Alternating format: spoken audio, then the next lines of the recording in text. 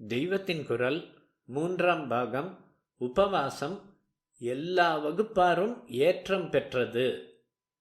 ராஜபோகம் என்றே சொல்வது வழக்கம்.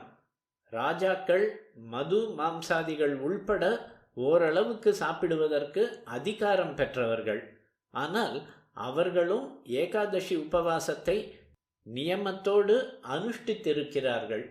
ஏகாதசி என்றவுடனே நாம் நினைக்கிற அம்பரீஷன், ருக்மாங்கதன் 2 பேருமே க்ஷத்ரிய ராஜாக்கள்தான்.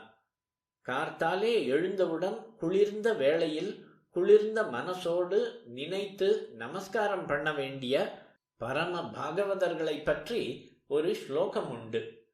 பிரஹ்லாத நாரத பராசர புண்டரீக வியாசாம்பரீஷ சுக ஷௌனக பீஷ்மதால்பியான் ருக்மாங்கதார்ஜுன வசிஷ்ட விபீஷணாதீன் புண்ணியான் இமான் பரம பாகவதான் ஸ்மராமி.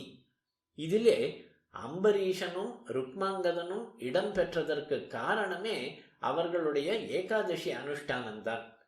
ருக்மாங்கதன் தன் ராஜ்யத்தில் அத்தனை பேரையும் ஏகாதசி விரதம் இருக்கும்படியாக பண்ணினான். அதனால் பிரஜைகள் எல்லோரும் பக்தி ஞானங்களில் முன்னேறியதோடு நல்ல ஆயுர் ஆரோக்கியங்களுடன் இருந்தார்கள் என்று நாரத புராணத்தில் இருக்கிறது.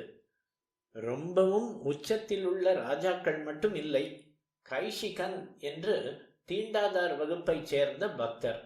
இவரும் ஏகாதசி உபவாச நியமத்தால் உயர்வு பெற்றிருக்கிறார். கைஷிக ஏகாதசி என்றே ஒரு ஏகாதசிக்கு வைஷ்ணவர்கள் பெயர் சொல்வார்கள்.